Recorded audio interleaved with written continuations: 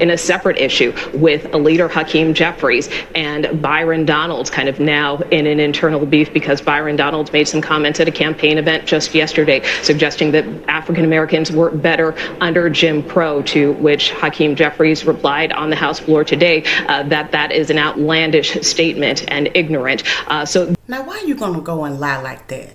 When you know good and doggone well, we going to go check the facts. Rise. Come on, look. Rise. I just wanna wake my people up. I just wanna sing praises up. Listen. Hello and welcome back to this channel. So glad you could join me on today. We have something to talk about. Now, I know that mainstream media are in a desperate situation right now because President Biden is in very high trouble when it comes down to the black vote, also the Latino vote, but they have been pandering for the last few months now because they're finally facing reality. So 50 Cent was asked a question by an interviewer. He was either on Capitol Hill advocating for black Americans, similar to what Ice Cube did back in 2020, and that's when everybody got mad. Now, I'm going to say this, I've said it in previous videos. I am not new to this, I'm true to this. I have known for quite some time now that the Democratic Party was not on our side. They still have a good amount of us still in limbo, but a lot of us are starting to wake up. CBS News congressional correspondent Nicole Killian joins us. Nicole, you got a chance to catch up with 50 Cent. What did 50 have to say? Well, 50 or 50, depending on how you refer to him. I mean, look, he was up here for a specific reason. He was accompanied by civil rights attorney Ben Crump, and he really wanted to advocate for generational wealth when it comes to African Americans in particular. He has a number of companies, including one that involves spirits, and so he wants to see an increase in minority representation. You know, he felt that he didn't get a fair shake when he first started his business and wants to expand opportunities again for people of color. So that was the nature of his visit. But in that context, I did ask him about the election because the Biden administration has done a lot of work in this space. But at the same time, 50 Cent has made comments in the past, including back in 2020, where he suggested that people vote for then President Trump, although he later walked those comments back. So I asked him what he's thinking about the upcoming election. Take a listen. I mean, we're heading into another election, so have you made a decision about who you're going to support? I'm not sure how to answer the question, to be honest with you. Have you made a decision? I haven't. What do you see as the significance of African American men in this election for both of you? I see them identifying with Trump. Why do you say that? Because they got RICO charges. 50 Cent did want to vote for President Trump in 2020. He wanted to, and so many others. But because of the climate of George Floyd and things of that nature, it was very unpopular to back your support for President Trump.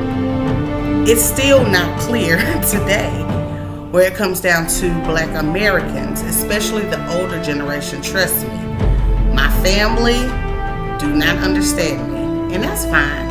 I've always been a rebel, that's cool. But the reason why 50 Cent wanted to support Donald Trump is because being in the industry that he was, now he's an entrepreneur. He's making moves, he has films, he has TV shows, and he's actually doing it. He pays his actors and actresses very well on the shows that he produces. So, when that question was posed to him about black men voting for Trump, it is not just because of RICO charges. It's not. It is more than that. We are starting to wake up. Black men want their family back because when you are a man and a wife, you both have relatable struggles. You come from the same place. So it's more than just RICO charges. Black men and women notice a dramatic difference in their pocketbooks and in their financial state. And not only that, as we will get further into this video, we will find out that the news, they lie about so much, especially those who lean towards the Democratic Party. It's all propaganda. They get you to believe what they want you to believe. And sadly, for our older generation who are not comfortable with the internet, who really don't access the internet like that, many, even in my family, are afraid of the internet, so they don't know how to go and do research as our generations. They don't know how to do that. So their main source of news and information comes from these news networks such as CNN, MSDNC, ABC, and other news broadcasters as such. They are die-hard Democrats for the most part. They're not going to change their ways because they don't know how to access the information that we as a younger generation know how to access. And I want to jump into how she says a lie about Byron Donalds. Check this out. President support slip among African American voters. The issue even garnering a lot of attention here on Capitol Hill in a separate issue with the leader Hakeem Jeffries and Byron Donalds kind of now in an internal beef because Byron Donalds made some comments at a campaign event just yesterday suggesting that African Americans were better under Jim Crow, to which Hakeem Jeffries replied on the House floor today that is an outlandish statement and ignorant. So that being said, this is all about both sides really trying. I don't even need to hear anymore. Straight up lies. Straight up lies. Again, you can fool the older black generation with your lies, but the younger generation, we're going to fact check everything. Now, she was talking about an issue or a situation that took place with Byron Donalds, who is a Republican black senator in the state of Florida. I don't know who this other clown on the Democratic side is. Never seen him, never heard of him before. He's a clown. He's one of those shields. And before I get into that, I'm going to tell you something. I believe I said it in one of my previous videos.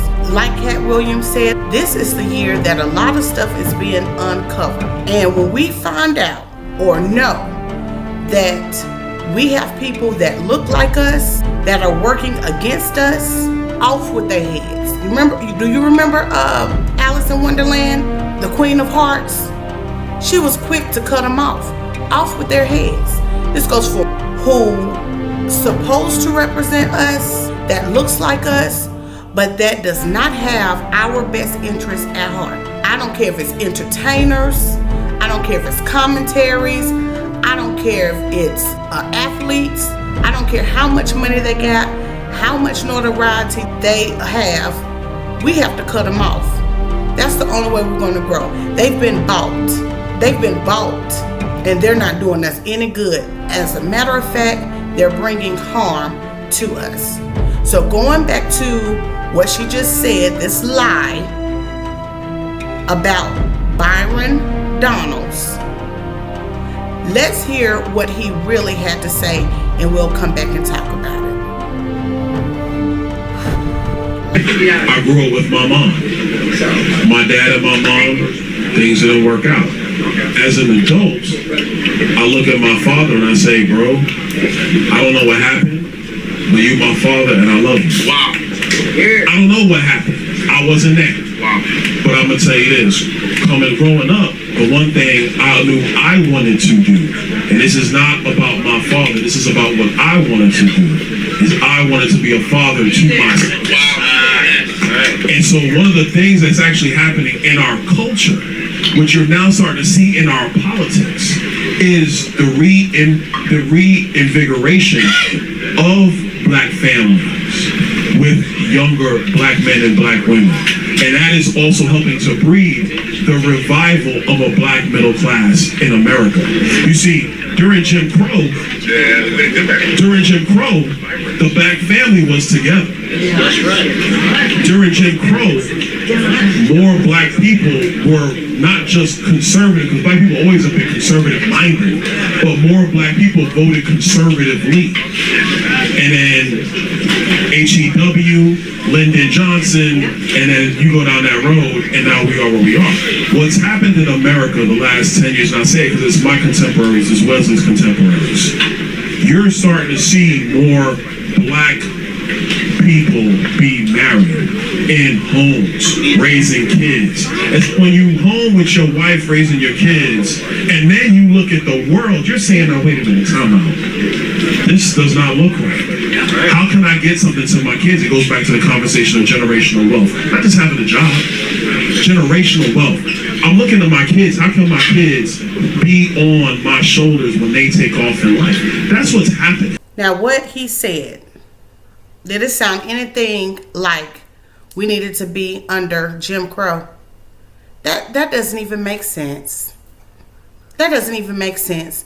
What he was saying or trying to say, without his words getting twisted, was during that particular time, Jim Crow era, we had nothing but each other.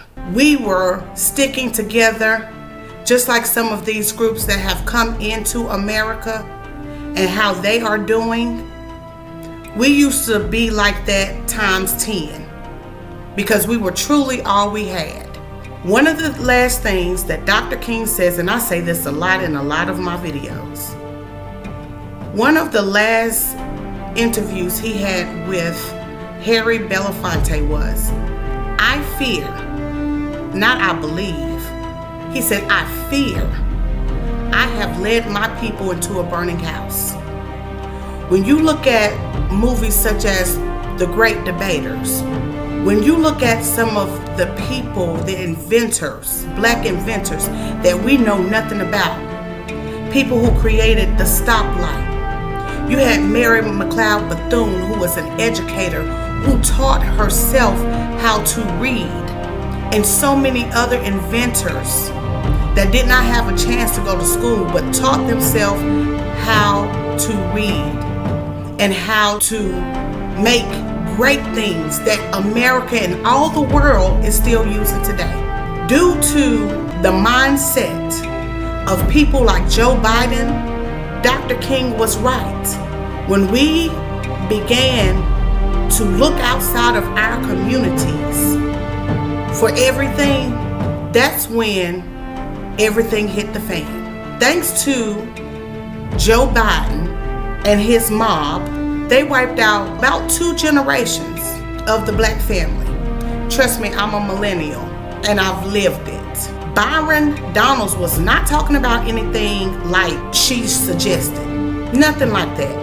But knowing that the older black generation listens to that type of propaganda, to the lies of mainstream media, with her saying that will really grab their attention and say, see, that's why I can't vote for Trump. That's why I can't do that.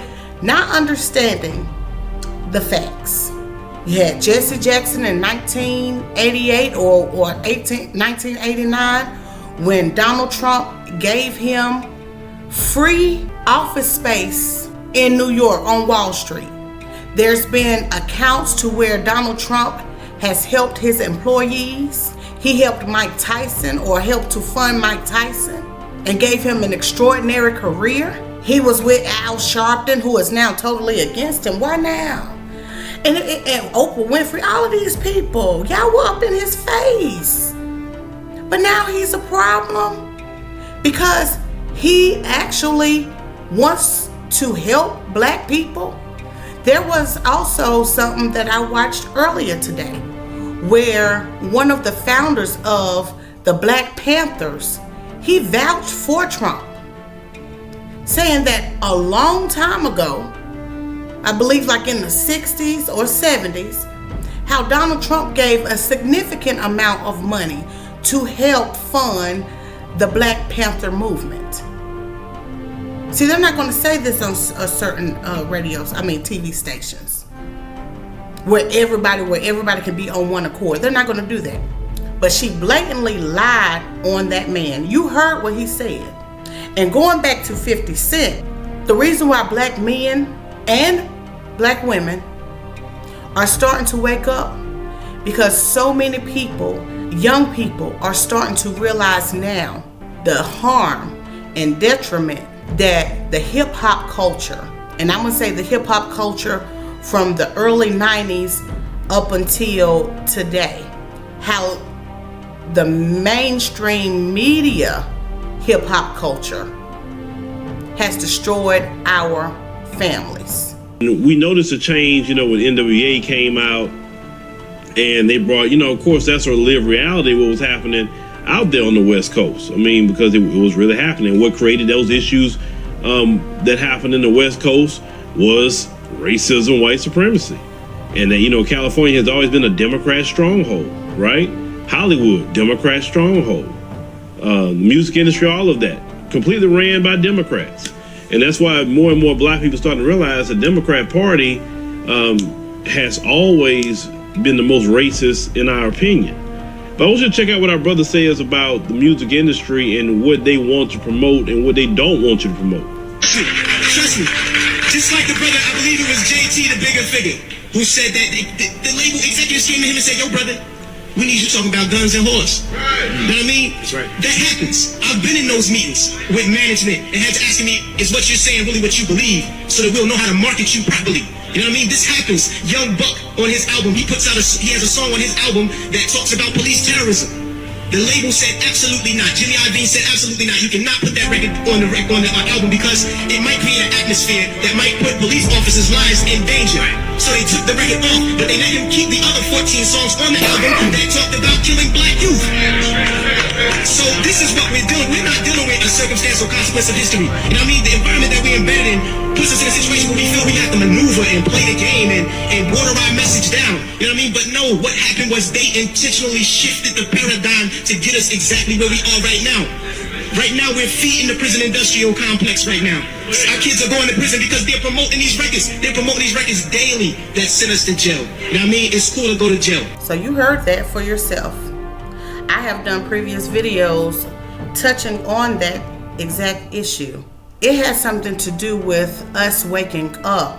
And when I say us, I'm talking about we as a people that are slowly starting to rise up out of the valley of the dry bones. These people we once was dead, just the walking dead.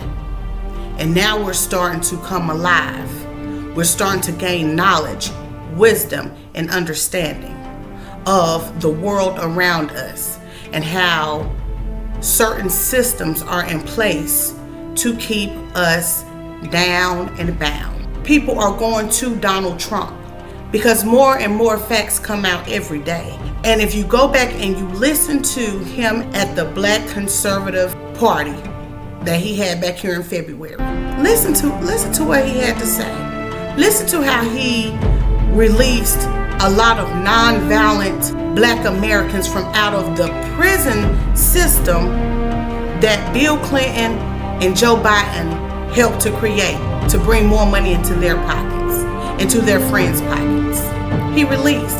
And he also said this. Please watch my other video on this. He also said, we're going to make America great again. And he turned around and he said, well, maybe we shouldn't say make America great again for black people. He said, maybe we shouldn't say that word again. He said, we're going to make America great for you and we're going to make America great for everybody.